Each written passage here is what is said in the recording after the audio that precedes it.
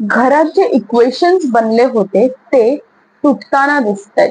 घरात जे दोन टीम बनले होते ते वेगळे वेगळे होताना दिसतायत. टीम बी नाही पण टीम ए वेगळी झालेली कम्प्लिटली दिसत आहे. मी श्वेता तुमच्या सगळ्यांचं स्वागत करते ई बज मराठीमध्ये. मी तुमच्या सगळ्यांसाठी आणलं आहे मराठी बिग बॉस सीझन 5 ह्याचे काही अपडेट्स, जिथे तुम्हाला सगळ्यांनाच माहिती दोन टीम ऑलरेडी घरामध्ये बनले होते.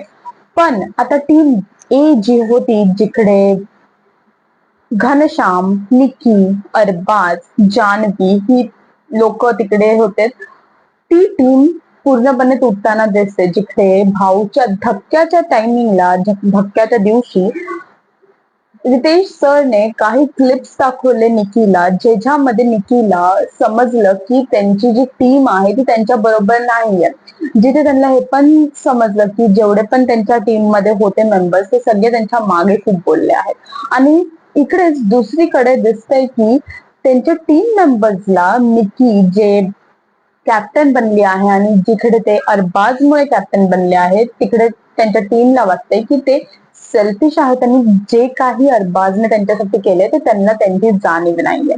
जिकडे अरबाज हे पण बोलताना दिसत आहेत की निकी नेहमीच बायस राहिलीये अभिजित सावंतसाठी. ते नेहमी त्यांचं स्टँड घेतात आणि जर अभिजित सावंतला अभिजित सावंत बद्दल खूप ते बायस आहेत, ते त्यांच्यासाठी नेहमी खेळतात आणि ते नेहमी असं अरबाजला बोलतात पण की मी अभिजित सावंतला जाऊन खूप गोष्टी सांगते, कारण की ते ऐकून घेतात आणि ते फक्त आन्सर देण्यासाठी का रिॲक्ट करण्यासाठी नाही ऐकत, पण त्यांना ऐकायचं असतं म्हणून ते ऐकतात आणि ते समजतात म्हणून ते जाऊन त्यांना सगळ्या गोष्टी सांगतात. जिकडे कुठे ना कुठे असं वाटतंय की निकीला अभिजित साठी कुठेतरी सॉफ्ट कॉर्नर हे आहे असं सगळ्यांचं म्हणणं आहे.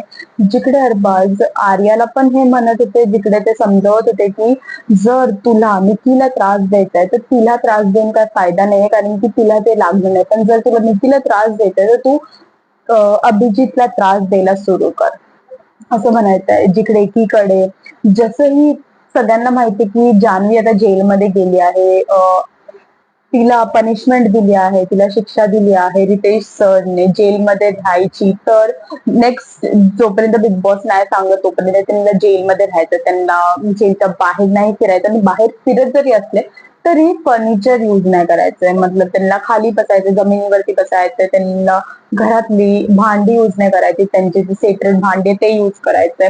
आणि तिकडेच ते खूप निकी समोर रडताना पण दिसते. त्यांना असं वाटतं की आता त्यांची लाईफ खराब झाली, ते पनिशमेंट दिली त्यांची, हे बाहेरची लाईफ खूप डिस्टर्ब होणार आहे त्यांच्या ह्या बिहेवियर वरून, असं त्यांना कुठे ना कुठे वाटत आहे. जिथे रितेश सरने ही पनिशमेंट त्यांना म्हणून दिले कारण कुठे ना कुठे त्यांना समजायला पाहिजे की त्यांनी जे बिहेव केले सिनियर्स बरोबर ते खूप चुकीचं बिहेव आहे. जिकडे ते निकीच्या समोर खूप रडताना दिसत आहेत आणि तिकडेच घनश्याम पण आहेत आणि ते समजवतायत जान्हवीला की त्यांचं करिअर इकडे संपणार नाहीये, ते पाहिजे तर अजून खूप गोष्टी सुधरवू शकतात.